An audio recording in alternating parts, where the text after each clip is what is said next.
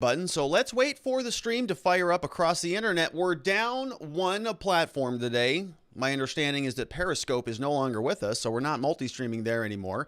But we are still alive and well on Facebook and Twitch and, of course, YouTube, and it looks like we're alive and well, so let's get started. Hello, my friends, and welcome back to yet another episode of Watching the Watchers Live. My name is Robert Gruler. I am a criminal defense attorney here at the R&R Law Group in the always beautiful and sunny Scottsdale, Arizona, where my team and I over the course of many years have represented thousands of good people facing criminal charges. And throughout our time in practice, we have seen a lot of problems with our justice system. I'm talking about misconduct involving the police. We have prosecutors behaving poorly. We have judges not particularly interested in a little thing called justice. And it all starts with the politicians, the people at the top, the ones who write the rules and pass the laws that they expect you and I to follow, but sometimes have a little bit of difficulty doing so themselves. And so that's why we started this show called Watching the Watchers, so that together with your help, we can shine that big, beautiful spotlight of accountability and transparency back down upon our very system with the hope of finding justice. We're grateful that you are here and with us today. We are in the middle of the Chauvin trial. Today was day 16, and it was actually a pretty eventful day, at least this morning. We're going to hear from George Floyd's girlfriend, somebody who has been in a relationship with him for a significant amount of time. We're going to hear about their relationship, in particular, their relationship with opioids, something that is very near and dear to my heart. So we're going to break down what happened there and how this might impact the case. So she was a very, very interesting witness.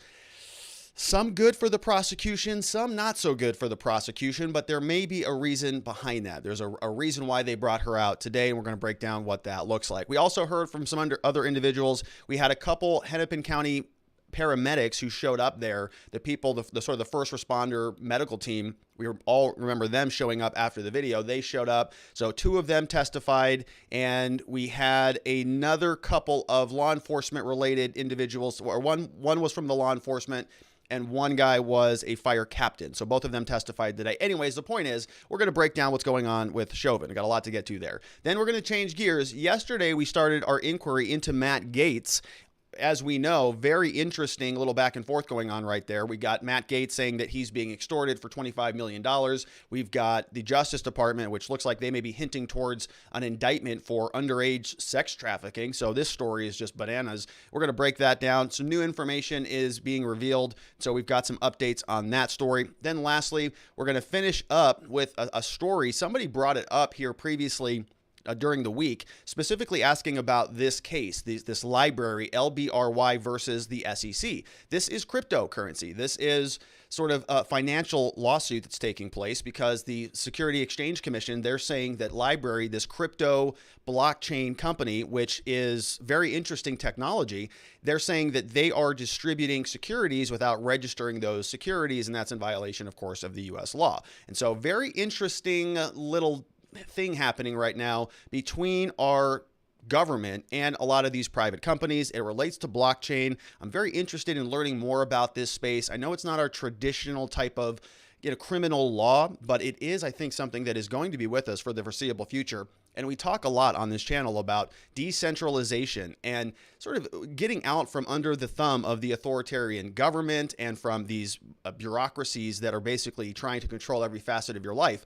And I think blockchain is a very interesting new medium, something that might enable us to do that more effectively as human beings. And so it's a very interesting field, something I think is going to be with us for the foreseeable future. I also think that this is largely the answer to the sort of the media monopolies that we see on Facebook and Twitter and Google and YouTube and all of these other things. So we're going to get into that story, save a little bit more of that commentary until we get there. As is usual, if you want to be a part of the program, very easy to do so. I would just ask you go over to our locals.com community. We have a group there called Watching the Watchers. This show is simulcast there as well, so you can watch the live stream, and there's a live chat that happens right now. It's happening right now. So if you want to go over there and ask a question or drop a comment, you have to support the show if you want to participate. Very inexpensive, low $5 a month just to participate, and it's well worth it because you get to meet new people, you get to post links throughout the day. Of course, you get to participate in the show when we go live. So go check that out over at watchingthewatchers.locals.com, and you can get a copy of the slides. So everything we're about to go through, you can go over there, become a member, download the slides and join the group. All right, so let's get into the news as I mentioned. Derek Chauvin trial today. We heard from George Floyd's girlfriend. Very interesting testimony. And so we hear a little bit more about their drug use and some of the struggles that George Floyd had with addiction.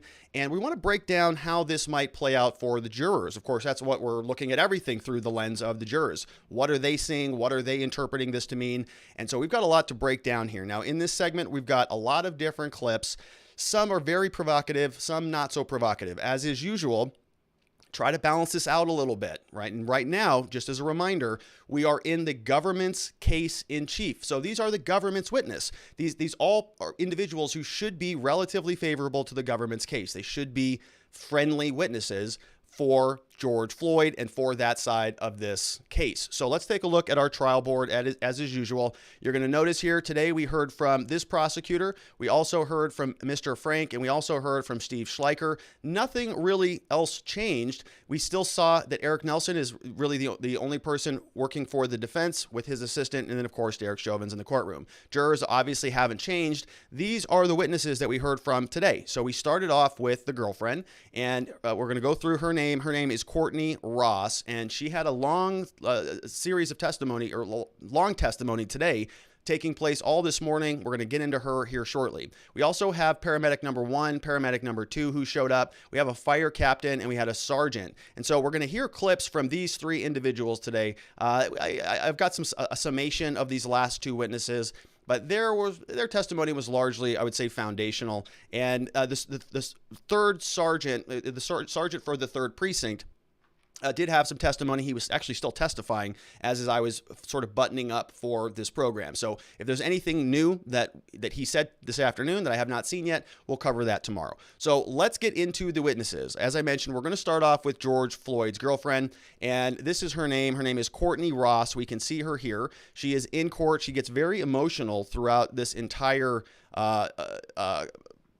presentation today. Her entire testimony was very emotional. Actually, it was hard to watch, really, because you could almost not even understand her for about the first several minutes of her testimony. Just kind of very emotional, almost to the point where she could almost not even speak. And so, one of the things that is a legal concept that I want to frame out before we dive into the testimony today is this concept called drawing the sting. All right. And this is a legal concept that I learned about in law school. Other lawyers will talk about it. Some other lawyers will call it some other things, like embracing the ugly, right? Sometimes you have a case and you got some ugly facts in your case. Just got to embrace that. And so this sort of what is happening right here. It's called drawing the sting. And when I threw this into Google, I found a nice little a post from somebody named Jill over from jasmith.com. It's a blog written in 2008. And she gives us a summation of it and what it means. She says, when I was in law school, a trial practice professor of mine discussed a technique called drawing the sting. It referred to the strategic revelation of negative information about your client so the other side couldn't stage a dramatic uncovering of the same information. The logic was simple. If it's going to come out, let it come out in a way that allows the home team to retain some control over how the information is presented. This technique, when done well, also has the collateral effect of making you look frank and forthright instead of dishonest and sneaky. The effect of drawing the sting can ripple outward from disclosure, having impact far beyond the moment when the information is given. Therefore, whenever possible, the information has to be given in a straightforward, undramatic manner in an atmosphere lacking in emotional charge. The less emotional freight you load on the revelation, the less it will travel. The less emotional freight you load onto the revelation, the less it will travel. Well, that doesn't really make sense. All right, so here's the point of this statement. This is what's happening here. There's going to be a lot of conversation in this trial about George Floyd and whether or not he died of a drug overdose. Last minute ingestion of drugs for the purpose of concealment is how Judge Peter Cahill phrased this. So the idea being that George Floyd at the very last minute consumed drugs. That's what killed him. So if you are a prosecutor, how do you rebut that? How do we show that if the defense comes out and they say George Floyd has toxicology levels that say he had 11 nanograms per milliliter in his blood, people die as low as 3 nanograms per milliliter. So how do you combat that? It's pretty easy. You just embrace the fact that George Floyd was a drug addict. He used drugs all the time. So while 11 nanograms per milliliter might kill the average person, George Floyd was not the average person. George Floyd was a drug addict. He had a long history of opioid addiction. That's why he was allowed to survive. His body was capable of surviving at that high level. And so if this is a bad fact, we can flip it into a good fact. Ordinarily, that's not good. That he's a drug addict and that he's buying and selling drugs and he's been to rehab and he's been to the hospital for a potential overdose, all of which we're going to hear. Pretty bad facts. Unless you want to flip that to show, oh, the drugs wouldn't have killed him because he was a drug addict. See how you sort of color that nicely? So that's kind of what's happening here.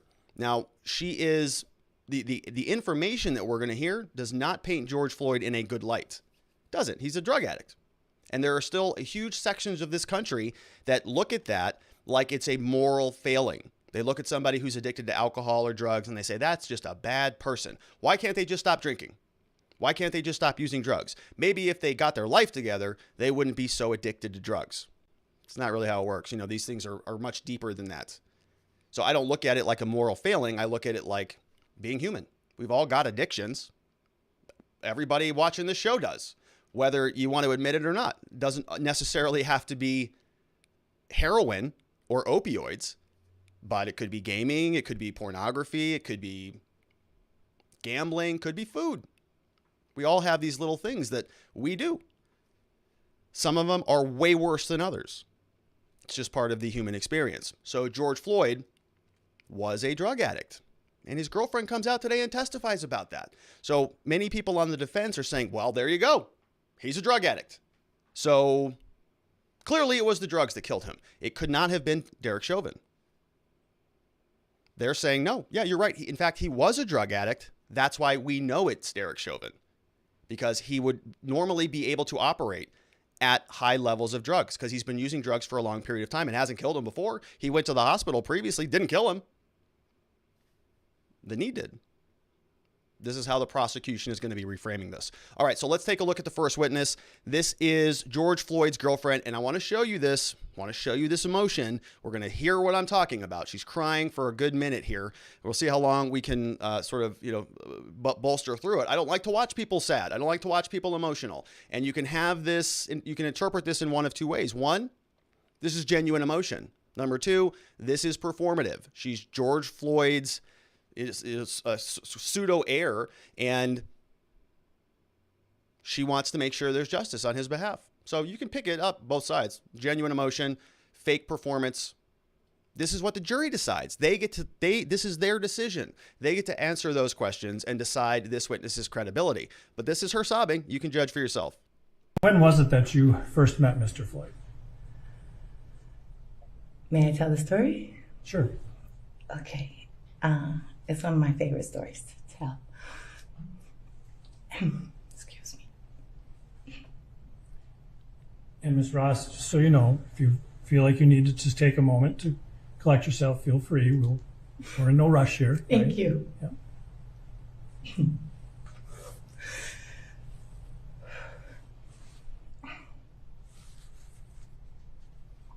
In August 2017, I had gotten off work one night. I worked at a coffee shop for 22 years now, part-time. And I was tired and I just cleaned up and closed up the shop, and I went to go visit my son's father, who was staying at Harbor Lights, the Salvation Army shelter. All right, so that story goes on. Caught me in the middle of a drink there.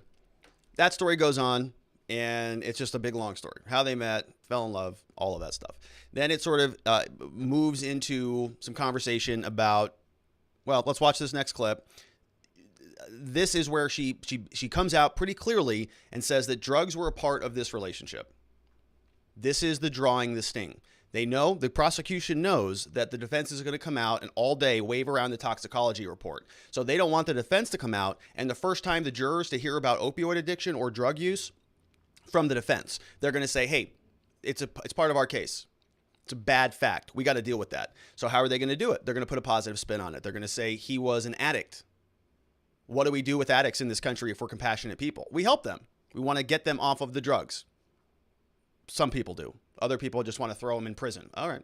But I don't, right? And so speaking to sort of the humanitarian in people, in the jurors, you can see here how the prosecutor is sort of working her through this. And you'll notice in that last clip that it's hard to come out and be a judge of a witness as to whether or not it's being performative or whether it's being sincere. It's not really my place to make that call. The jurors can make that call. But you'll notice that it absolutely comes out from the prosecutor, right? The prosecutors do this all the time. So do defense attorneys. Sort of like consoling the witness. Oh, yeah, it's okay. Take your time. I know it's hard, right? It's so difficult. I know. When really these, I'm not saying that I don't believe them, that they're not genuine. But it's a little performative. It's a little we add a little bit more on there. Normally if you'd say, hey, I'm so sorry you're going through this, you just turn that volume up a little bit. I know. I'm devastated that you're going through this, right? It's one of those kind of things. So you'll hear it from attorneys on both sides. And of course, he's doing that. So now this is about reframing the conversation. It's not about he's a drug addict that was, out there dealing drugs, doing counterfeit things, sort of that bad caricature of drug addicts that we have. This is about a man who is a good man who just had an addiction. And she frames it out by saying that, this was an addiction that started much the same way that many addictions do. Let's listen out here to her in this next clip. You met Mr. Floyd at Salvation Army. Yes. And then proceeded to maintain a relationship with him.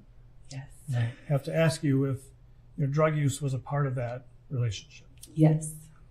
And what kind of drug use was a part of that relationship? Floyd and I both suffered with the opioid addiction. And do you know how, like for your own self, Yeah. how you came to be involved, with what kind of drugs and how you became The use of involved? opioids. Yes. Both Floyd and I, our story, it's a classic story of how many people get addicted to opioids. We both suffered from chronic pain. Mine was in my neck and his was in his back.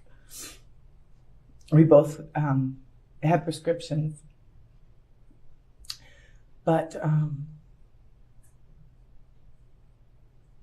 after prescriptions that were filled and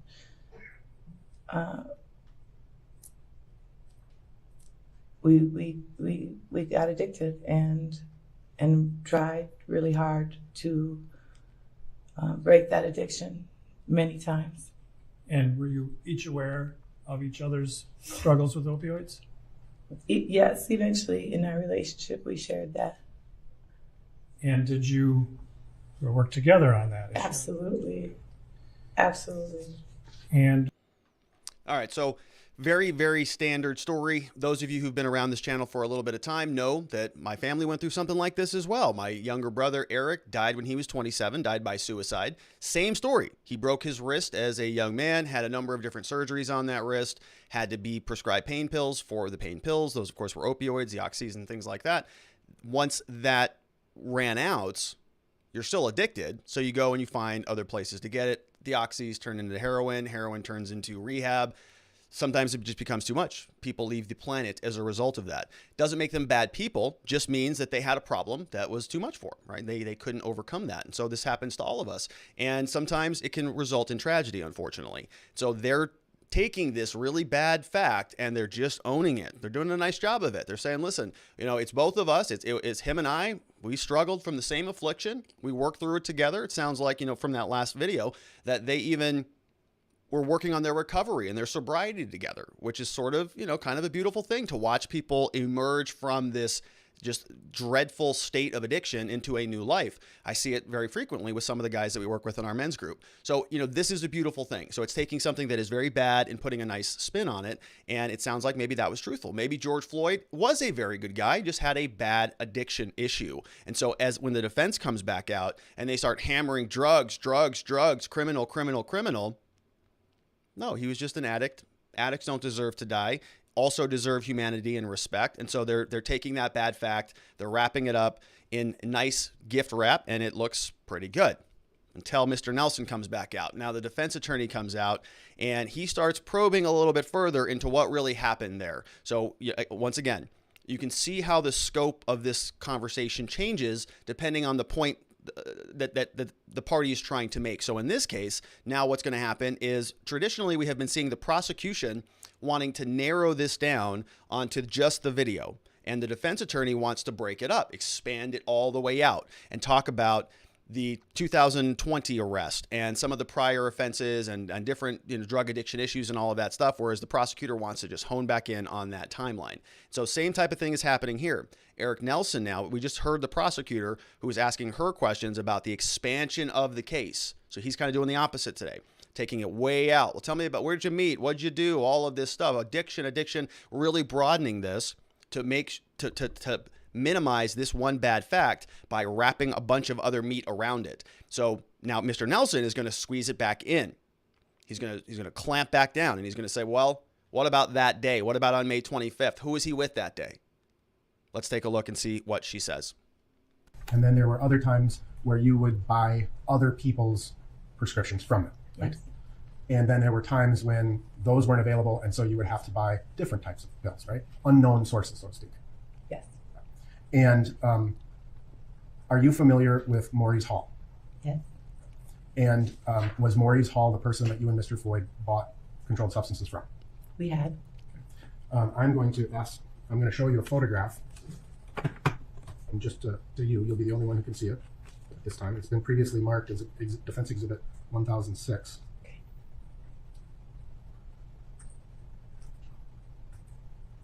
Can you see that photograph, ma'am? No. Just her. No. Oh, sorry, I gotta get this. Can you see that photograph, ma'am? Yes. Is that the person you know to be Maurice Hall? Yes. And can you just generally describe what he's wearing? Red hat, red pants, and a black and white shirt. And that is up in the upper right-hand corner. Would you agree that that has the date of May 25th, 2020? Yes. And that's the person that both you and Mr. Floyd had previously purchased controlled substances from? Yes.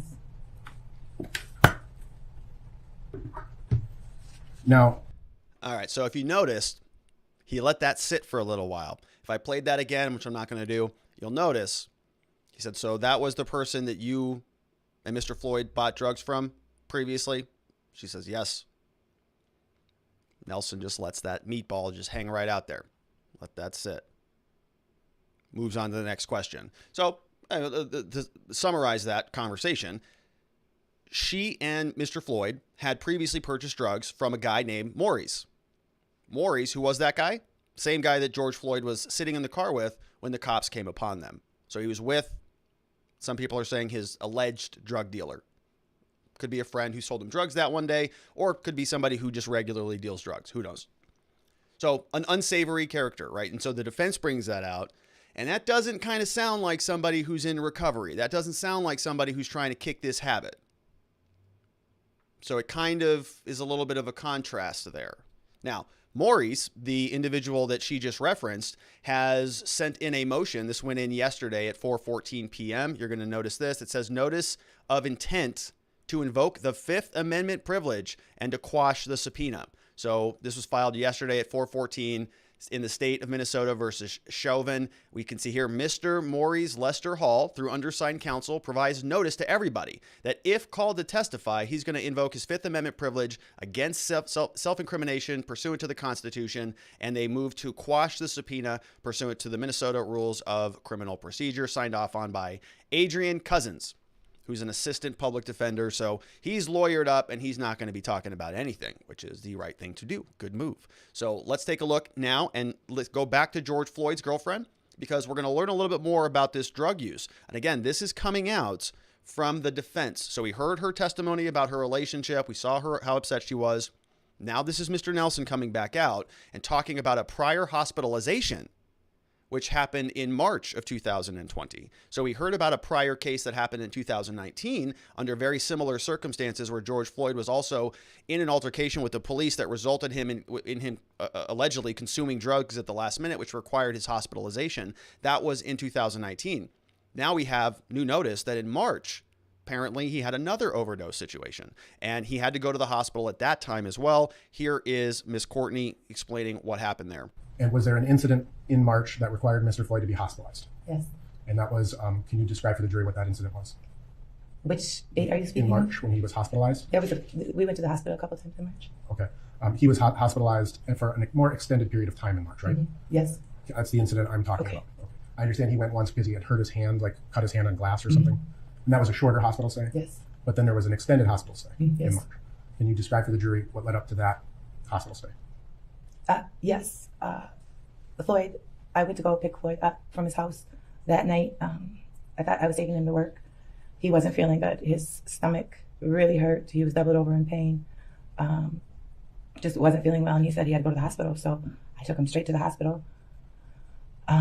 We went to the ER, and they were checking him out in the ER, and it was getting late, and I had to get home to my son, so I left that Friday night.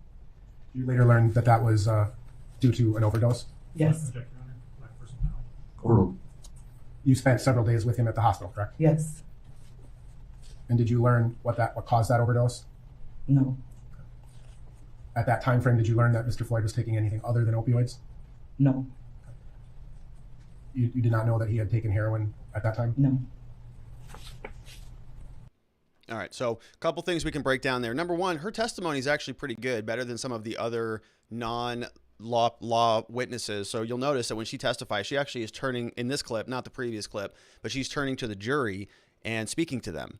So can you tell us what happened? He says, can you tell us what happened about that 2020 case back in March? And she goes, yeah, to the jury. Hey, turns right over and talks to them. You'll notice that police do that. She was the first sort of non-law person who I've seen do that thus far. So good for her on being coachable on how to talk to the jury. Prosecution did a good job with her. So what else did she just say there? So she was talking about the idea is George Floyd had previously been almost killed due to a drug overdose, to the point that it required her to take him to the hospital and stay there for a few days. You'll notice that the last line of questioning there, he was trying to dive into whether she knew at the time. He said that a few times. Well, okay, so at the time, did you know that he was overdosing on heroin? No, she says, no, I had no idea. Well, if you watch the rest of this segment, then she actually does come back and confirm that she may have told that to the FBI or to some other investigators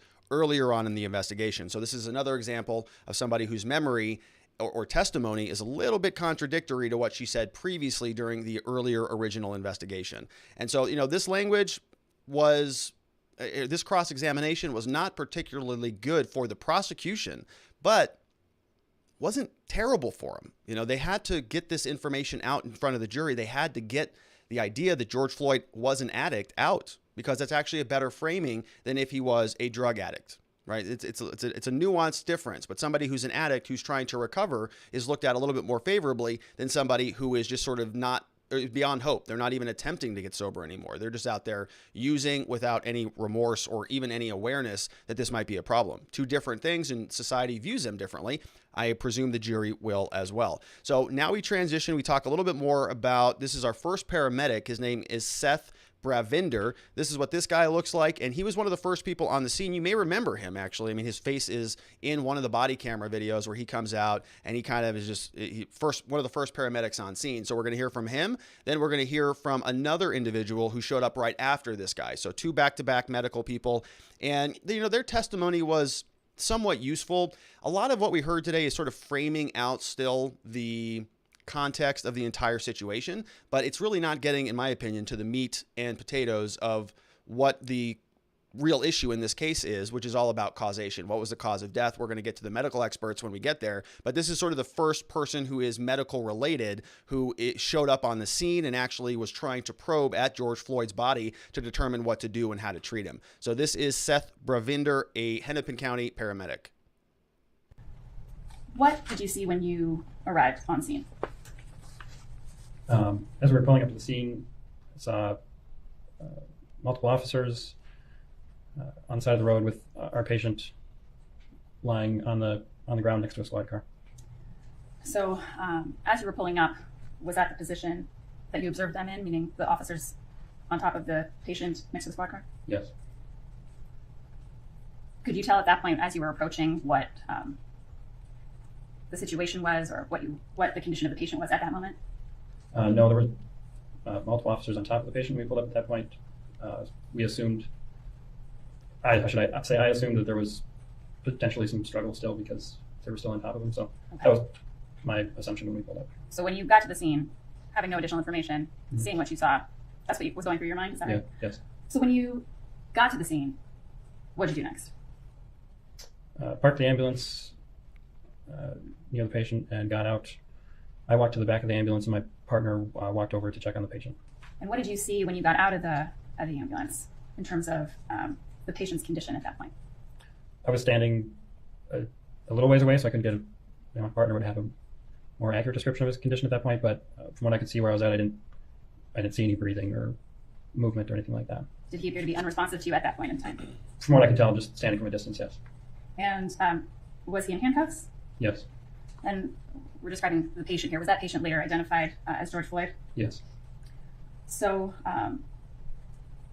when you got out, your partner first approached, is that right?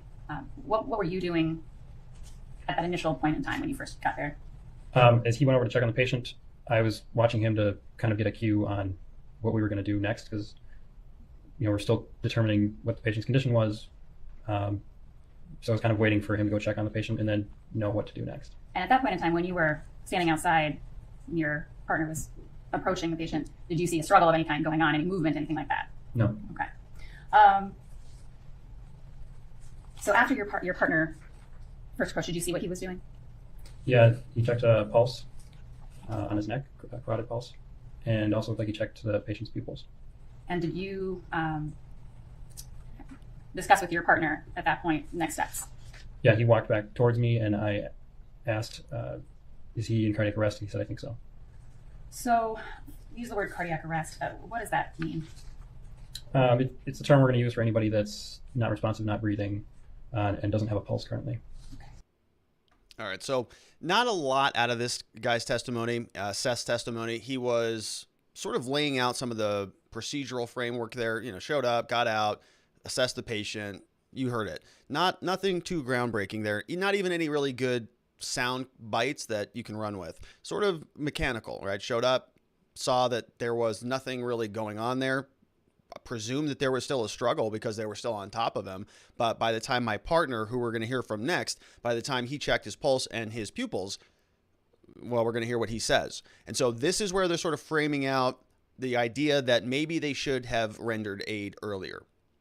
And this is where we get into a separate issue about this depraved mind and whether this was some sort of negligence that would rise to the level of manslaughter or murder because they should have rendered aid. In other words, a man was dying right under their bodies, right under their knees and arms, and they didn't render aid. So how do you overcome that? Well, the next argument is going to be that they had to continue to execute their duty as police officers rather than render aid, right? They have to prioritize certain activities. One is maintaining order, conducting an arrest, responding to threats around them. The other is to preserve life, and they have to prioritize those things. It's going to be a tricky thing to do, isn't it? So let's take a look at paramedic number 2, and this is not good for the defense. This guy shows up. Here's what he says. And when you approached, you said he was in handcuffs. As you approached him to inspect further, were the officers still on top of him? The officers were still on him when I approached. And what did you do when you approached? I was assessing the scene and running through what care may be needed. And did you take some initial steps, like checking for a pulse? I checked for a pulse. And did you also check the individual, Mr. Floyd's pupils? I did. And what did you determine at that point? They were large, dilated. So you determined that his pupils were large and dilated. What about a pulse? I did not palpate a pulse. And when you say palpate, is that you didn't feel or detect a I pulse? did not detect a pulse. And what did his condition appear to be to you overall? In lay terms, I thought he was dead. So what did you do next? I kind of looked for my partner and told him I think he's dead and I want to move this out of here. Okay. And I will begin care in the back Did you say you would begin care in the back? of my rig. And is the rig where your equipment is to deal with something like a cardiac arrest? Yes, miss. Okay, so they actually do load George Floyd up into the back of the vehicle. In the ambulance, they move the ambulance down a couple of blocks because the crowd was now getting a little bit out of control. So they wanted to go to a safer location. So you kind of got two things that are going on here. You know, number one, this guy shows up within a second. It sounds like pupil pulse says this guy's dead. Right? That's not a good fact for the defense. That means that Chauvin and the other two officers who were laying on Floyd were laying on a dead guy, according to this guy. Right? He had already died. He'd expired right in front of them, and they didn't do anything about it. That's not going to sit well with the jury. The second thing that is not so good for the prosecution is that this guy, when he showed up, he also recognized that this was a dangerous scene. This was not something that was safe. We're not going to start doing chest compressions right here in the middle of the road because he could feel it that this did not feel safe. So they actually had to load George Floyd up and relocate him. They strap him to a chest compression machine in the back of the ambulance. Some very gruesome pictures that you can see if you watch the full trial. But then the machine does chest compression so that they can start doing other things like opening up the airways and whatnot. And they were not able to do that right there because it was an unsafe environment according to his own testimony. They had to move. So you've got some good testimony for the prosecution and some not so good testimony for the prosecution. Because if they had to move, if the situation was so volatile and so dangerous, then you could extrapolate that Derek Chauvin was also feeling that same thing, and he also had to prioritize his response. And so if you can show through the Minneapolis Police Department or some of their protocols that you've got to maintain order, you've got to protect yourself and your own life before you start worrying about your surroundings, sort of like in the airplanes, right? Put your mask on before you put somebody else's mask on. Chauvin had to do that for himself and the officers, will be the defense argument. So they couldn't really focus on Floyd, who was already resisting arrest and already disobeyed a number of different commands. And by the way, died of drug overdoses anyways, right? That's going to be the defense. And so this guy gives them a little bit of that. Not a lot, but a little bit is there. Now we've got two other witnesses that I want to fly through just for the sake of time. We have the fire captain. His name is Jeremy Norton. He rode the fire truck from his station to Cup Foods only to find no patient there. So he encountered an agitated to distraught off-duty firefighter Genevieve Hansen, who we heard from on Monday. Norton said he inquired more about her concerns. Norton soon learned over the radio that he and his rig were needed elsewhere immediately for someone injured in a scuffle. They went back over to 36th Street and Park.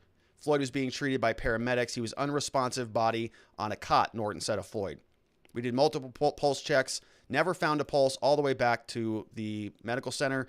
With the call complete, he returned his attention back to Hansen, the off-duty firefighter. He said, I understood the justification for her duress. So not a lot there from him. We have this other guy who is a sergeant over with the 3rd Precinct, which I think got burnt down after Kamala Harris bailed out a bunch of the protesters. This guy's a supervisory sergeant in the 3rd Precinct, which covers 38th in Chicago. He was alerted to reports about the officer's action outside of Cup Foods.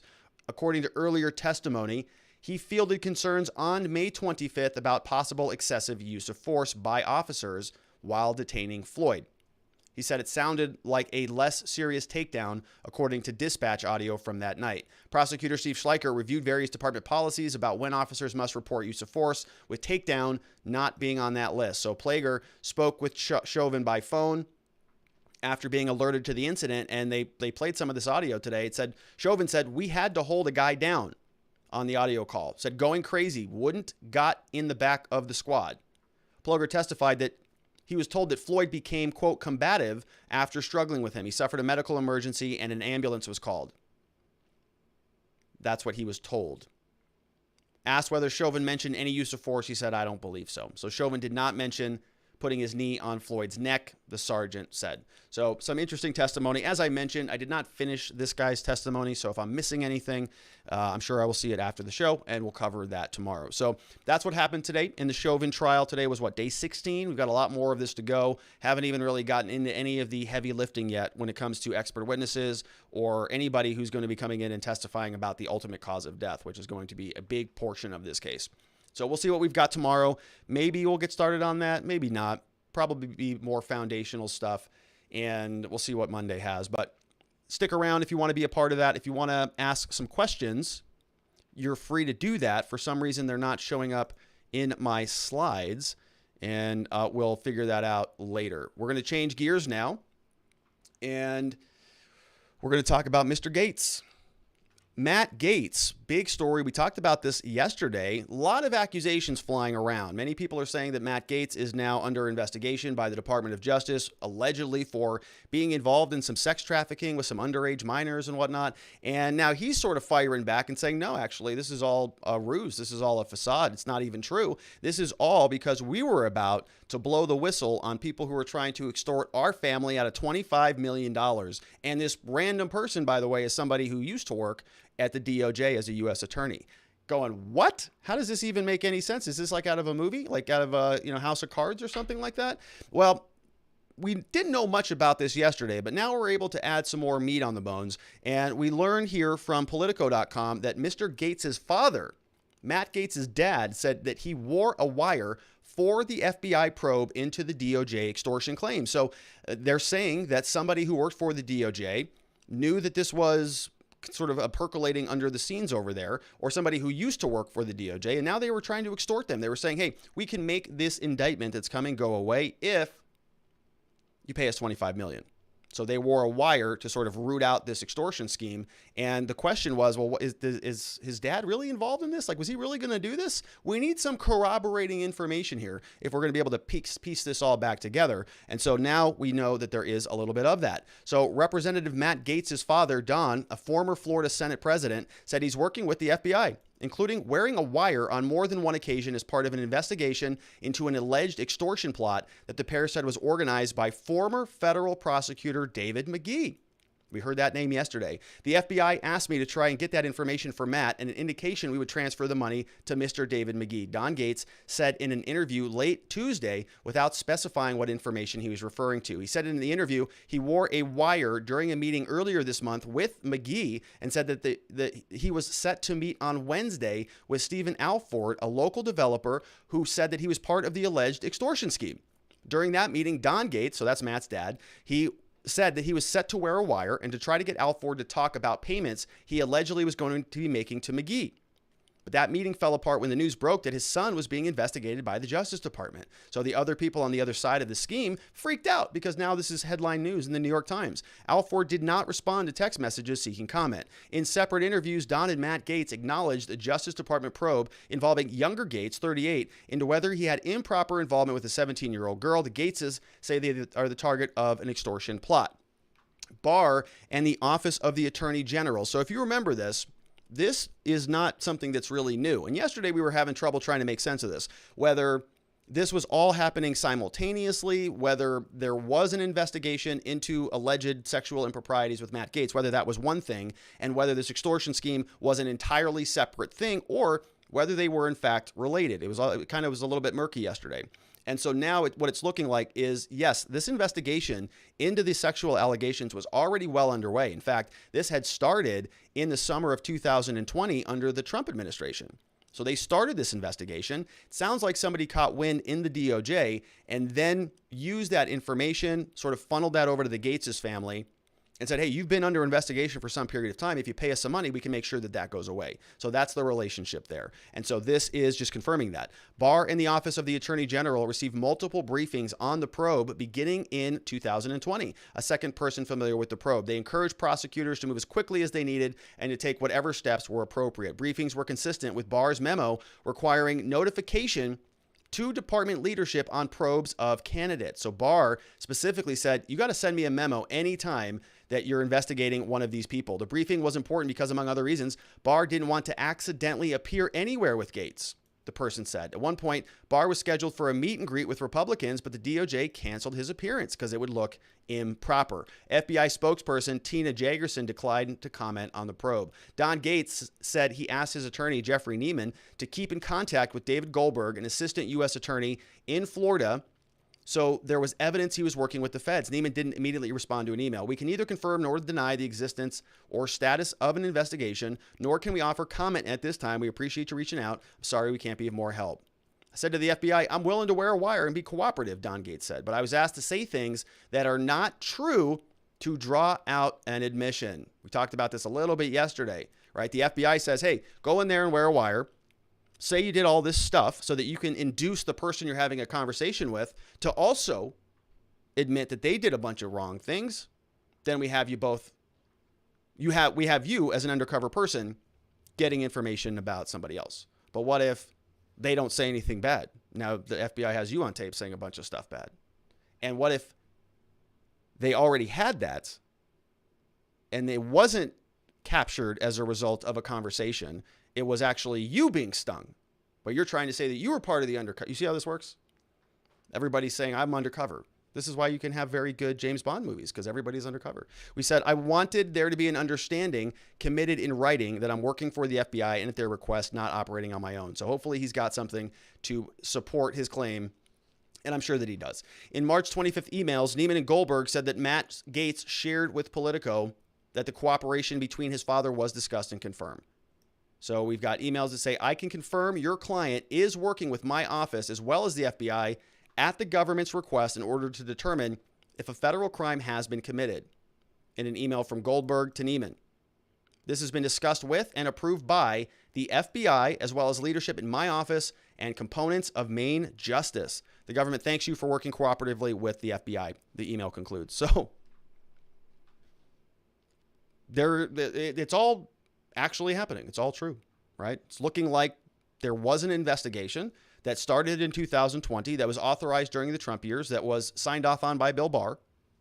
And the FBI is also confirming that he is sort of being extorted, that they've been working about this extortion claim. Now, the extortion claim really may be a little bit separate and apart from the sex trafficking allegations. He could still technically be guilty of that and also be the victim of an extortion crime, which is just kind of a bad day, isn't it? Now, it's looking like a lot of this sort of came to light because of an investigation into one of Matt Gaetz's colleagues. And this guy goes by the name of Joel Greenberg. We talked a little bit about him, and we're learning more about his situation because he was also indicted. Federal investigators arrested him on stalking and child sex trafficking charges. And because there was such a close proximity between the two, Matt Gaetz is sort of involved in it. Now, whether he, obviously was actually involved in it or was just sort of connected as a result of being friends with the guy, we don't know yet. But that's what the investigation is there for. So this story came over from the Washington Post. It says the ex-GOP official Joel Greenberg flaunted ties to Matt Gaetz. He was then charged with child sex trafficking. So until last year, Joel Greenberg was an ascendant political player in Florida where he unseated longtime incumbent 4 county tax collector. He became prominent with Republicans, including Rep. Gaetz and Roger Stone. Last June, his reputation fell apart in spectacular fashion when investigators from the feds arrested him for stalking and child sex trafficking charges. Then he resigned. He was 36, gained national prominence after the New York Times reported it had sparked a separate criminal investigation into allegations that Matt Gaetz had a sexual relationship with a teenage girl. It's unclear exactly how Greenberg's criminal case is connected to the Gaetz investigation. Gaetz lawyers did not immediately respond to the Post. It is clear that the two men who posed for a photograph together outside the White House in 2019 had ties in Florida, where they both first gained power around 2016. Greenberg owned an Orlando-based advertising company before running for office. He defeated a 3-decade incumbent. Family was embroiled over controversy over real estate stuff. And shortly after his victory, he made headlines again, pushed deputy tax collectors to carry guns to work, a move that was opposed by the attorney general. He used his title to He used his title while trying to sway an actual police officer who stopped him for driving 39 in a 25. So one of those guys. All right. So Greenberg also navigated a political quagmire after inappropriately funneling $3.5 million in taxpayer dollars. Independent audit conducted for the county said that he purchased and spent a bunch of money on inappropriately. So this guy's just not a good dude all around. Federal investigators said that Greenberg had posed as a very concerned student in anonymous letters sent to the school where the political rival worked as a teacher. Okay, the letters accused the teacher of having inappropriate sexual contact with the student. Yeah, so this guy is just terrible, awful. The tax collector also created imposter Facebook and Twitter accounts made to look like they belonged to the teacher and wrote posts that portrayed his adversary as segregationist and in favor of white supremacy. All right, so he's a troll as well. There's a lot of those on the internet. We know that. In August, federal investigators added charges to Greenberg. All right, so this guy's not any good. Investigators said they found several fake IDs inside of his home, accused the tax collector of improperly accessing a state database to access personal information of people he was in sugar daddy relationships with, including a minor victim between the ages of 14 and 17. Greenberg allegedly made fake IDs to help facilitate his efforts to engage in commercial sex acts. He was released on bond to await trial, was taken into custody again early in March after he violated conditions of release, broke curfew, tried to find his wife. He allegedly used his wife's Snapchat account to track her location and showed up at his mother-in-law's home uninvited around 5 a.m. He was arrested in Seminole County. According to court records, judge ruled he should remain in detention until trial in June. So that guy's having a rough go at things. All right.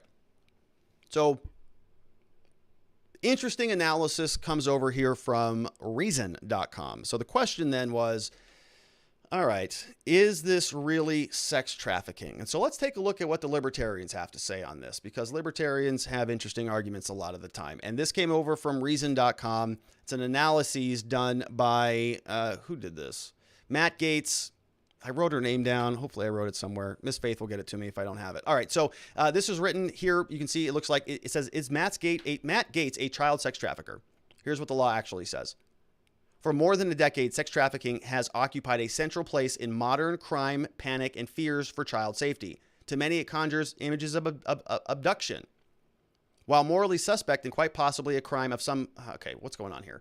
The federal prohibition on sex trafficking specifically relates to commercial sex, like prostitution, involving force, fraud, coercion, people under the age of 18. Passed in 2000 and expanded every few years since, it implicates anyone who recruits, entices, harbors, transports, etc., any person knowing that force, threats of force, fraud, or coercion will be used to coerce that person into a commercial sex act.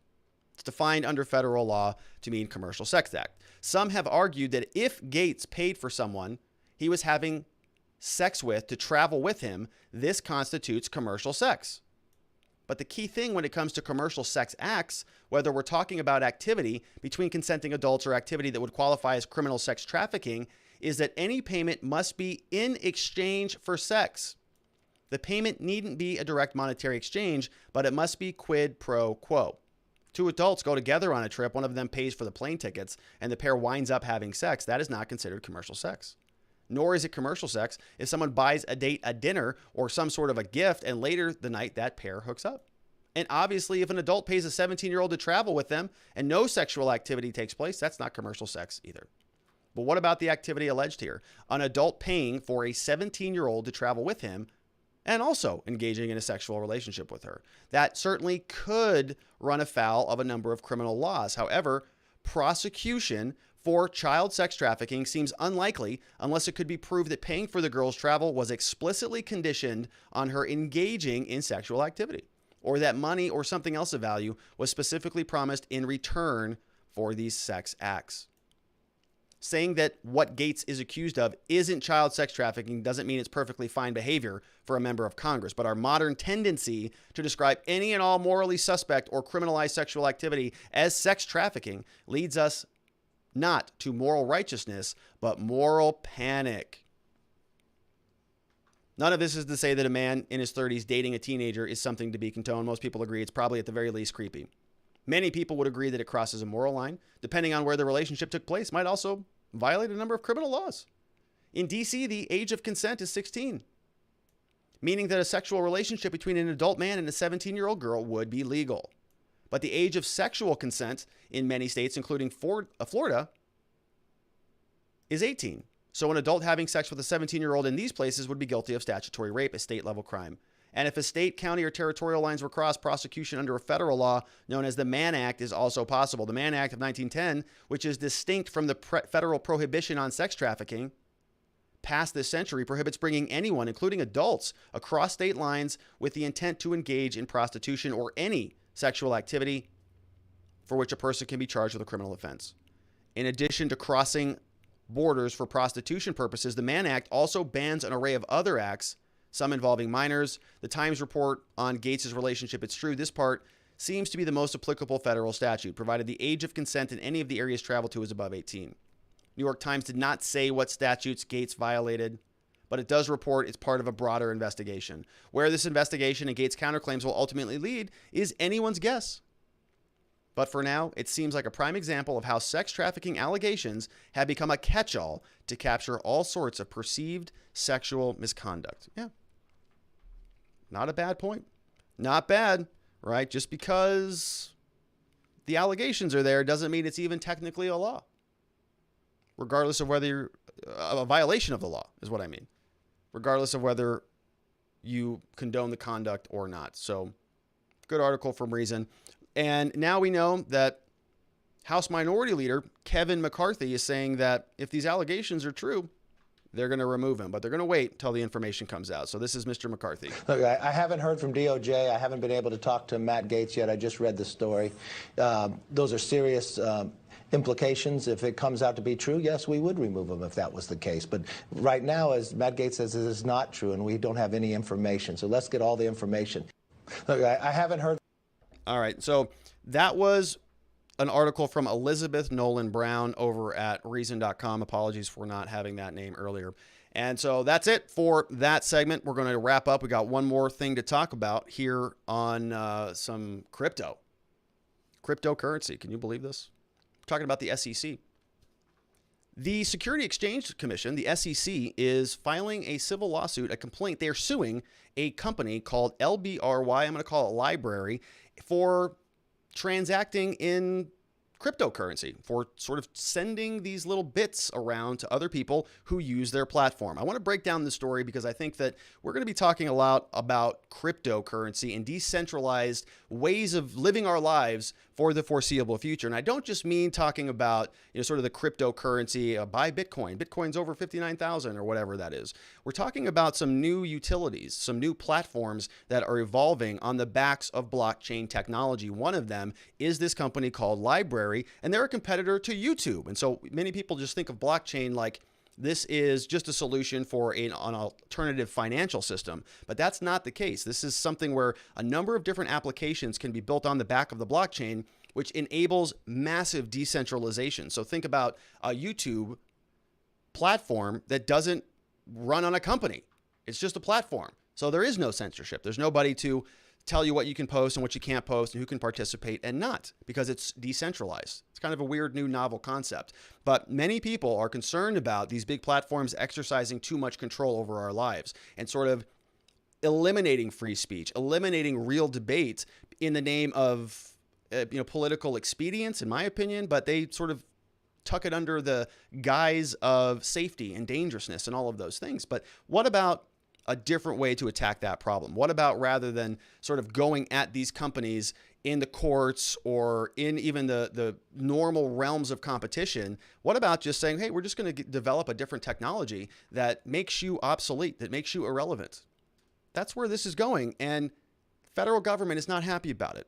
Most of the governments are not happy about it. And we're starting to see them exercise the strong arm of their authoritarian power against these startup companies. We're going to talk about this one. Very interesting story today. This is LBRY. And if you go on their website, they're going to say that LBRY does to publishing what Bitcoin did to money. And so you remember that, right? Bitcoin sort of freed up a lot of people. If you're not familiar with Bitcoin, fascinating area. But basically, anybody can go buy a Bitcoin or a portion of a Bitcoin, trade money, trades almost instantly. If you do a wire transfer from one financial institution to another financial institution, especially if it's international, it can take days. Even if it's domestic, it can take 3 days. Bitcoin, you go into Coinbase, transfer some money. Most of it's virtually instantaneous. Any amount of money, almost, it's a very interesting concept. Anyways, the point is that was all for money and the financial world. What they're talking about is this is for content, which is exactly what we do here, and something that is so valuable for people in this country, because right now we're noticing that people that we want to hear from are being deplatformed and just thrown off, almost eliminated from the internet by these big tech companies. There needs to be an alternative. LBRY is one of those things. And so I want to show you what it looks like. This is the YouTube competitor. So this is a platform called Odysee, which is built on the back of the platform. I'm sorry, on the blockchain. It's built on LBRY as a protocol. And you can see over here, this is my profile. So this is me on Odysee, and I must have 5.22 LBRY, whatever that's called. You can see the channel is here. I have not posted anything onto it because the last time I was playing around with this on Odysee, there was some technical problems. I mean, I couldn't upload anything. I was trying to upload my content here to play around with this and support this group, but I just couldn't get it to work. And I think it was right around the same time that Donald Trump got deplatformed and everybody was sort of scrambling to different platforms, myself included, like, oh, maybe I'll try this one. Maybe I'll try this one. And so things may have gotten better. I'm going to try to see if I can work with it again today. But, as you can see, not much is there right now, but that is subject to change. And so I want to show you what's going on here. So the SEC, which is the same entity that governs a lot of our financial institutions and tells us what to do with our money and who can transfer to whom and what to report when and how to register this, that, and the other, they're getting involved now. And they're saying that what is happening with these cryptocurrencies is problematic. And it's problematic because they don't know what you're doing and they want to keep tabs on everything. They want to, hey, you're not registered. Got to be registered with the government, because if you're not registered, well, then we can't tax you and we can't control what you do. We can't regulate you. And that's kind of the point of all this stuff. But needless to say, this company was formed in the United States, so they are now subject to the laws of the United States. And they have a very nice video. I'm not going to play the whole video. It's 6 minutes, but I want to play a couple clips from it just so we can sort of frame out what is going on here. So this is from their website over at LBRY.com. If you want to find out where to support them, here it is. And the SEC has dealt another blow to those in the cryptocurrency community. The SEC is devoting a significant amount of resources to this crackdown. The SEC is going after crypto. Last month, the former SEC chair said that there'll be a review of all of the cryptocurrencies. And that review has well and truly begun. They've targeted Ripple, Kik, Telegram, and now they're going after LBRY, a decentralized video platform. They've been saying the crypto tokens on these platforms are securities, financial contracts similar to stocks, and that they're in big trouble for selling them without being registered. If the SEC's aggressive complaint against LBRY holds up in court, just about any crypto token, even any crypto trade, could be targeted by the SEC as unregistered. This would put the entire blockchain industry at risk. Not good. So this is a big deal. And I want to show you what the SEC is saying about this. So SEC charges New Hampshire issuer of digital asset securities with registration violations. So they're going after them hard, and they are from New Hampshire. They formed in the United States, which is a big problem. We've got all these new companies, all this brilliant startup culture happening in this country, and now we have the government coming down and just smacking them over the head. Stifles innovation. But this is what they're saying happened. The SEC charged LBRY, a blockchain company, with conducting unregistered offering of digital asset securities. Okay. According to the complaint, from at least July 2016 to February 2021, LBRY, which offers a video sharing application, sold digital assets called LBRY credits to numerous investors, including investors based in the U.S. Complaint alleges that they did not file a registration statement for the offering and that the offering failed to satisfy any exemption from registration. The complaint further alleges by failing to file a statement, they denied prospective investors the information required for such an offering to be public. As alleged, they received more than $11 million in Bitcoin and services from purchasers who participated in its offering. The SEC's complaint filed in the District Court of New Hampshire charges them with violating different protocols. They're seeking injunctive relief, disgorgement, plus prejudgment interest and civil penalties. And they tell us who it's going to be handled with. So what's going on here? How is this all working? Let's go back to their video. Now that we know what the complaint is, let's see what they're talking about and how this all works. LBRY says that they've spent 3 years, over $1 million, and thousands of hours of team members' time on this case so far. It just wipes out a whole bunch of small startups. I hope it won't wipe out LBRY. I use LBRY. Maybe you're even watching this video on Odysee.com, a YouTube alternative built on the LBRY platform. The token in question is LBRY's LBC token, which stands for LBRY credits. To explain how LBRY's LBC token works, well, basically you pay LBC to post a video, people can tip you in LBC, you can lend LBC to other videos to give them more visibility, and you get rewards in LBC watching content. It's the backbone of the whole LBRY protocol, and without it, people couldn't use the network. Despite their practical use, the SEC claims that LBRY credits are stock-like securities that people buy to make a profit rather than for use. Hey, SEC, I'm using LBC right now to tip content creators on the platform. But the SEC's position is that if something has value and someone buys it and the market sets the price, then it's an investment contract and hence a security. I wonder what that makes Beanie Babies, artwork, Pokemon cards, Magic the Gathering cards. People buy all of those things hoping the price would go up. LBRY says that they've never advertised LBC as an investment. It's a utility token to be used on the platform, just like you use a Chuck E. Cheese token at Chuck E. Cheese. Chuck E. Cheese when you're hungry. Yeah.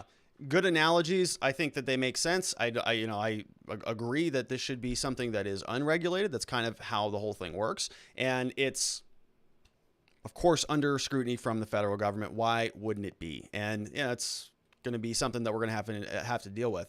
And I think that this is part of the natural evolution of cryptocurrencies and crypto and blockchain platforms just in general, is you're going to see several different hurdles as this continues to develop. Number one, obviously, is adoption. Certain people are just not going to use this stuff over an extended period of time until they become familiar with it, until the technology develops so that it is ubiquitous, so that we have it everywhere, so that we don't have to go through all of these different tools and skill sets in order to buy a piece of Bitcoin or something like that. So technology will ultimately catch up, but once it does, and once adoption rates pick up, the government is going to come back down on it and say, this is unregulated, this is decentralized, we can't control this thing, that's why we don't like it. And so we're already seeing that start. This is just another domino in that cascade. And so let's go through the complaint itself just so we can see what's going on here. This is Securities and Exchange Commission versus LBRY. So this is a private company here in the United States.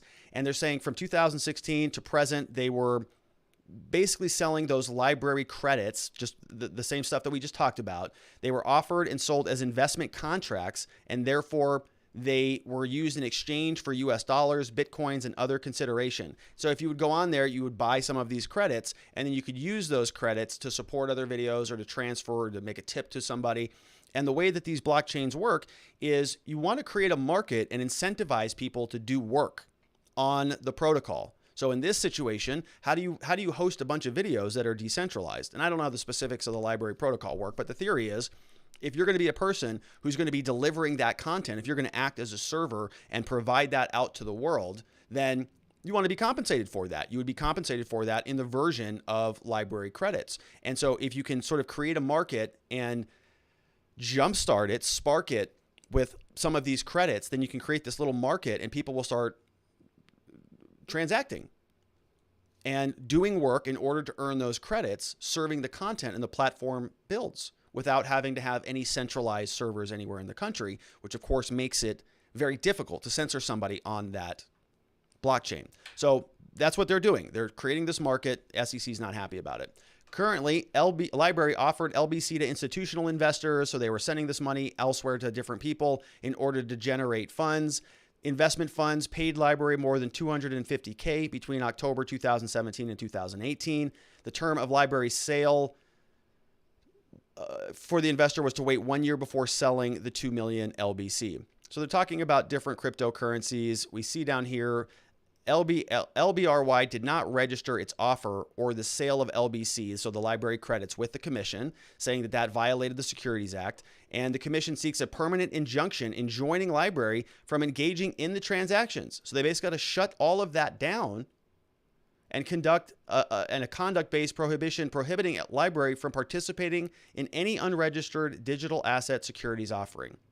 Commission also seeks disgorgement of all ill-gotten gains from the unlawful conduct. So any money that they made, they want them to give that up. This is jurisdiction. They're talking about the defendant down here. So we've got, it's a privately owned Delaware corporation, principal place of business over in New Hampshire, incorporated in 2015. Congress passed the Securities Act to make our lives difficult. Then they have some facts here. Background: LBRY describes itself as a company founded to create a way to distribute and purchase digital content that would be open to the public and would not involve an intermediary. First targeted video distribution and sought to compete with YouTube, Amazon, and other video entertainment platforms. To accomplish its objectives, they said they would use a blockchain-related technology. Blockchain is an electronic distributed ledger or a list of entries maintained by various participants in a network of computers. LBRY would create a blockchain protocol, a set of rules and procedures that govern the transfer of data, and LBRY would create a user application. They would create software that would allow the user to use the protocol. So it's an interface with the blockchain. They would then recruit creators and producers to publish their videos and movies on the protocol, and they would publicize the protocol and the applications to attract consumers. They would support themselves by offering these LBCs to investors. So it's almost like a startup. Here's what they said on its website.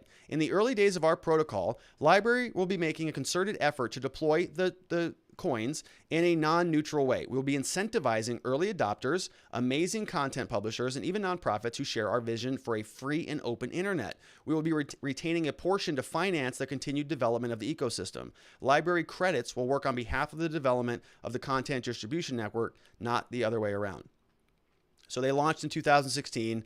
They held the first 400 million LBRY credits in possession, which was 40% of the supply. They divided the LBC into funds and used LBC and those funds to raise money. So this is a little bit different. So, think about this in terms of, like, if you're a startup and you want to go public, you go out and you sell your shares. Once the company has demonstrated that it has enough value, then you go public. Open up, people will buy shares of your company. You make a bunch of money if you are one of the original founders of the company. So you're sort of going out there and going public. This is kind of working in reverse. This is kind of going public, saying if you want to support us, you can invest in us now, and we're going to use those funds to build a company. Kind of the opposite way, right? Normally, like with Google, right? They work up, they start making a ton of money, they go public, IPO, everybody buys their shares go up through the roof, they become multi-billionaires. Kind of opposite. This is, well, we don't know if this is going to work. But if you want to participate, you can buy some coins. We're going to use a portion of those coins or those credits in order to fund our continued development. You get to get some benefit by being an early adopter. Those coins have a little bit more value now than they will later. So LBRY divided the LBC that it held into accounts called an operational fund, community fund, and an institutional fund. Slightly different goals for each one of those different things. And let's see what they are. So community fund is reserved for spreading usage and adoption of the protocol. The more people use and love LBRY, the stronger the network is. Number two is an institutional fund, which is going to form in international partnerships, institutional partnerships. And then the operational fund. 100 million LBC to fund continued development and provide profit for the founders. So they're going to be taking some profit out of it. Because LBRY held such a large amount of LBC, its fortunes were inextricably intertwined with those of other investors holding LBC. They offered and sold securities is what they're saying here. So for example, July 2017, they were running low on cash to pay for its development of the network. So in July, it sold 1 million LBC directly to secondary market purchasers through online digital asset trading platforms. Later in November, the price of LBC climbed after dipping in October, and the profit from rising prices, they continued to sell LBC after the fact. On various dates, they sold another 5 million LBC starting in 2017. Same story, starting in 2017. So there's a lot of transactions happening. Yeah, they're using it like you would a currency. Investment contracts. So they go through, they do an analysis on some of this stuff. They're trying to determine whether it is an investment contract. So they're going through an analysis. What is the first prong? Did the LBC holders invest money? They go through, yes. From around 2017, 2019, LBRY transferred the proceeds of a sale to its bank account. Totaled $6.17 million and represented almost all of the money. Okay, so we have some people who did invest real American dollars into it. Second prong of the analysis, they invested in a common enterprise. They're saying, yeah, they did. LBC holders did invest in a common enterprise. Well, because they were all investing in LBRY. They pooled assets it received from investors and deployed those assets collectively to fund its business operations. So pretty obvious there. Third prong, LBC holders reasonably expected a profit, which makes sense. If it's going to be an investment contract, you're investing. Why? To generate a profit.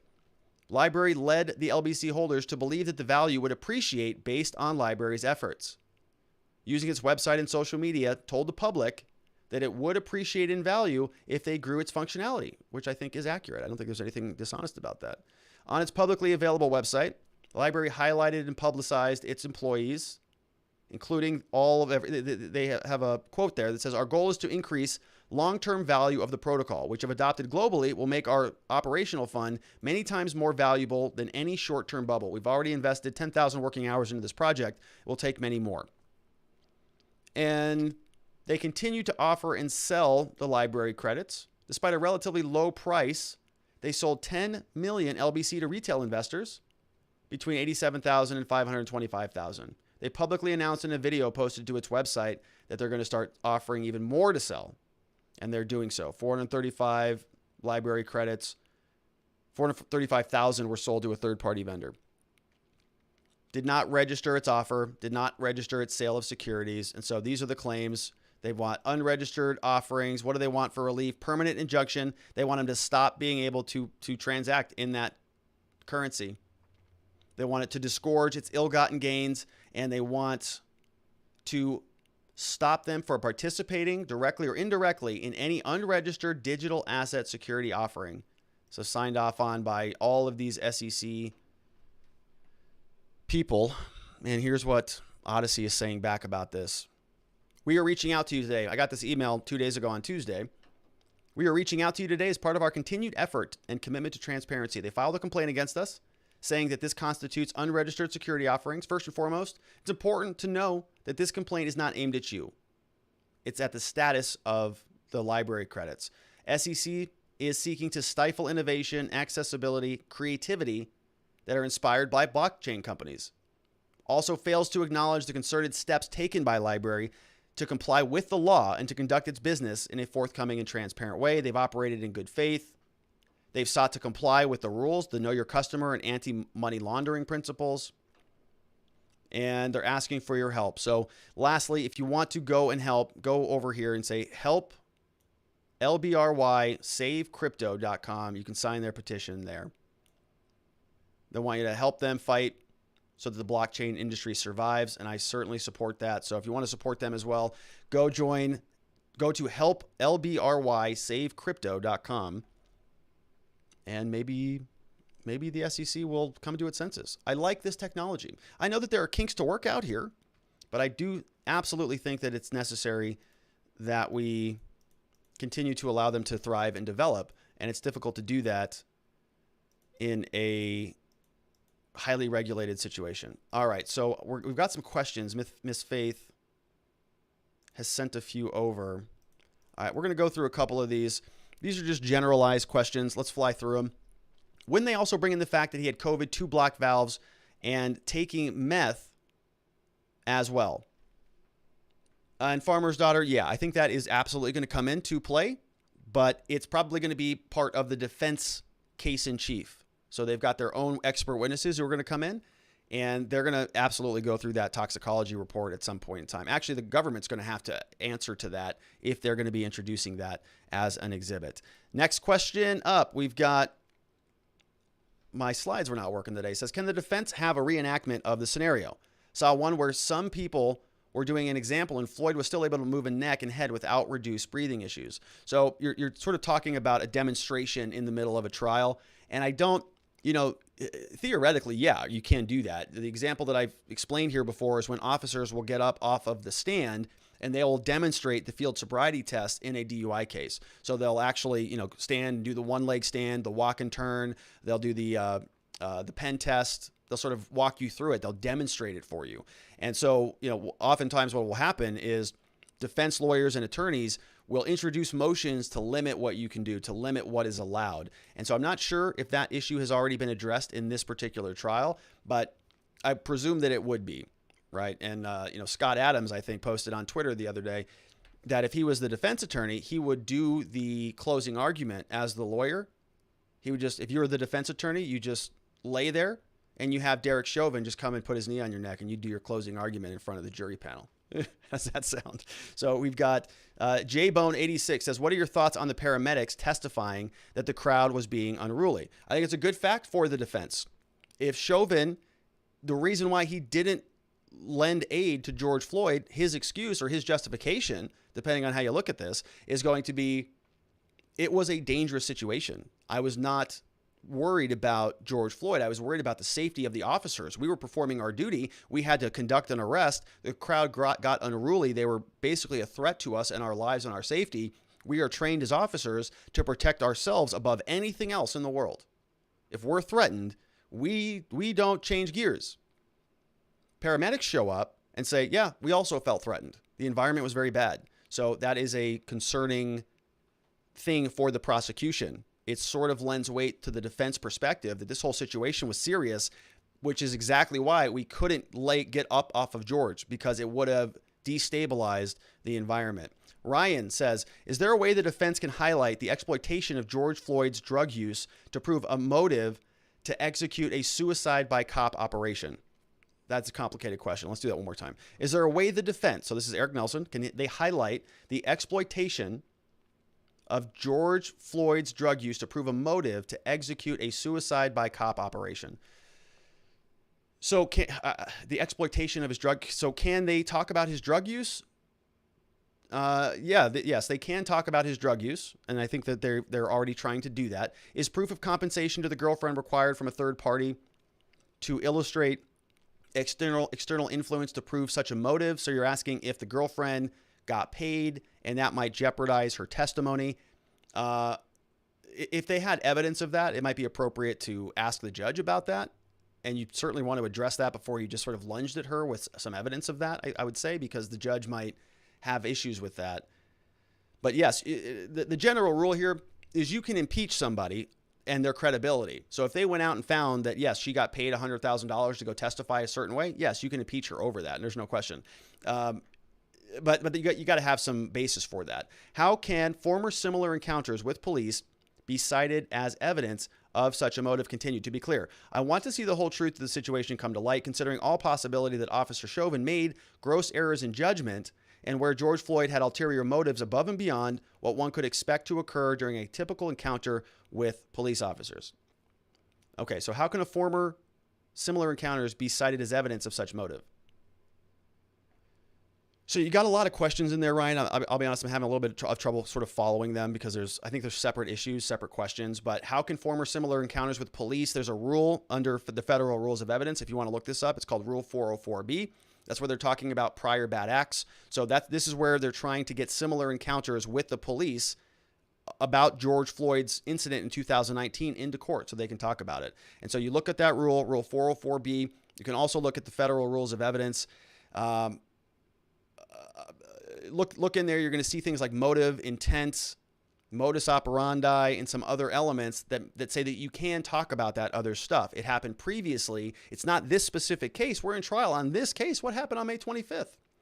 But now what they're saying is you can go back and look at other things if it fits a certain category. Motive is one of those things that's excluded under the rules. We have Spoila says, can you talk about some of the differences, if any, between your opinion of how this trial is compared to the MSM Court TV analysts? So I don't watch them, so I don't know what they're saying about it. I would be able to analyze that if I watched them at all, and I don't even know what they're saying about it. So I just basically go to different websites for my news, and I almost never watch any mainstream news. Can you believe that? I don't have cable. Sometimes I'll see clips of people. Like I played a clip yesterday of Rachel Maddow. I played a clip previously this week, I think, of Tucker Carlson. But those are just clips I see on YouTube or on Twitter. So I just don't know what they're saying or what their analysis is. But it's probably awful, like the rest of the mainstream media, which is why I don't watch it. We have News Now Wyoming says, if you go to an extreme definition of commercial sex, what is the difference between dating, paying for dinner, drinks, and prostitution? It's a good question. It's a really good question. Where exactly does that line get crossed, right? Okay, Matt Gaetz says he's a gentleman, right? Expended a lot of expenses on dates with women. Hey, look, if you're a guy, you know how this goes, right? You got to pay for dinner and open the door and do all that stuff. If something happens later that night as a result of your charm and wit, is that prostitution? Because you bought dinner? I don't think so. All right. We got Jeremy Matrita says, a good comparison to simplify how blockchain works is think of a peer-to-peer network, as in file sharing or music sharing. Blockchain uses multiple users to verify transactions. That's a good summary. Thank you for that, Jeremy. What else do we have? I think that was our last question of the day, and our PowerPoint wasn't working, so I apologize that those were sort of lumped in together at the end of the program. They're supposed to be interspersed between the clips, between the segments that we do, but that's all right. So we're going to get things back together. We'll be back here tomorrow doing the same thing. Before we do, I want to say thank you to a couple people here. All of you who are supporting us over on Locals, where those questions just came from, you can support us there by going to this address down here at the bottom called watchingthewatchers.locals.com. And let's say thank you to those of you who are already supporting us over there. Big thanks over to Ma Fox and Miss Faith Joy, of course. We also have Hack Consulting. Saw a couple names today, Just XUXA. We got Chairman of the Board in the house. We've got Grandma Brenda. We got Rolf77. I want to say thanks to Nord Sven and Drag and Bumma Lickit. We've got News Now Wyoming. Saw him today. Good to see you. We have Zuck. We have Ruler Law. We have Jeff Langston in the house. And then Pato signed up yesterday. What's up, Pato? Welcome to the show. Welcome to the program. Thanks for supporting us. And hello to Spoila, JR4, and Honey Brown, who also are supporting us at watchingthewatchers.locals.com. If you want to join, you can get some of these great things over there. Great copy of my book, free copy, PDF is available for download. Grab a copy of the slides that we went through today. Sign up, share some links, have some good conversation with people. Get a copy of the impeachment party templates if you want to impeach somebody. It's very easy to do so. You can also get a copy of my Existence System Personal Productivity Tool. This is a free template that you can download. Meet great people and stick around and get to know each other. It's what it's all about. It's all about relationships. And so I want to thank you for being with us today. We are going to be back here same time tomorrow. Quick reminder, I am a criminal defense attorney here at the R&R Law Group. So if you know anybody at all who's been charged with a crime and needs a little bit of support, we can do that at our firm. We love to help good people who have been charged with crimes to find safety, clarity, and hope in their cases and in their lives. And so if you happen to know anybody who needs help with a DUI or domestic violence or any misdemeanor felony charges, restoration of rights, being allowed to vote again, possess a firearm again, any of those things we can help with. We're very good at what we do. We're passionate about it. And so we would be honored and humbled if you trusted us enough to send a referral our direction. We'll make sure we take very good care of them. And that is it from me. We'll be back here tomorrow, same place, same time, 4 p.m. Arizona time, which is the same as Pacific time right now, which means it's 5 p.m. Mountain, 6 p.m. Central in Texas, 7 p.m. out there on the East Coast. And for Florida Man, we are going to hop on Clubhouse right now, so there's a link in the description below. And folks, there is now Twitter Spaces. So Clubhouse, maybe we'll just move it on over to Twitter. I don't know what's going to happen, but we're going to be there right now for about 10 minutes or so. I'll see you back here tomorrow. Everybody have a very lovely evening. Sleep very well. See you back here. Same time, same place. Bye-bye.